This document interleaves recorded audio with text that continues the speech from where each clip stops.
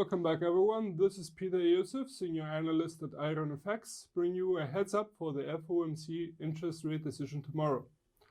All eyes are on the FOMC, which is expected to announce its interest rate decision tomorrow Wednesday, the 18th of September, at 1800 hours GMT time tomorrow. Consensus is for the bank to cut interest rates by 25 basis points, lowering them to reach a target of plus 1.75% to 2%. Fed funds futures support such a notion, as they currently imply a 64.9% probability for such a scenario, which is considerably lower than some weeks ago, with the rest implying that the bank is to remain on hold. It should be noted that the market seems also pricing in another rate cut by the bank until the end of the year, shifting the mood more on the dovish side. Recent manufacturing data, especially August's manufacturing PMI, which indicated a contraction, were rather soft, and inflation, as measured by the core PCE, is steadily at low levels. All the above are arguing that a rate cut is necessary. On the flip side, the non-farm payrolls figure dropped in August, yet remained in rather healthy levels. The retail sales growth rate also slowed down, yet remained rather strong at plus 0.4% month-on-month. And average earnings are still growing at rather healthy levels, implying that the bank's interest rates may suggest no rate cut is necessary.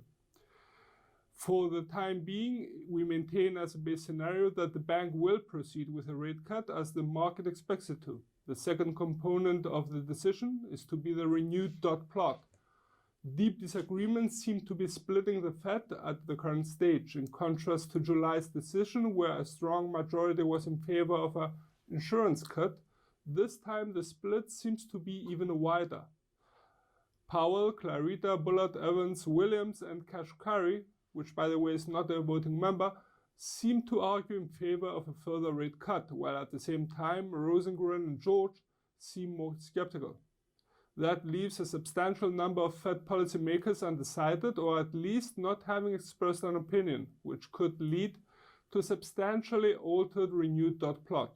Should there be a majority favoring the rates to remain unchanged after the decision and until the end of the year, that could provide some support for the greenback, as that could disappoint USD bears, which the market has priced in another rate cut in December meeting.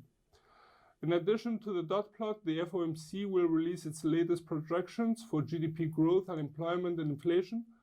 So there are several potential areas where we could get a surprise, especially given the recent financial data releases about the industrial sector.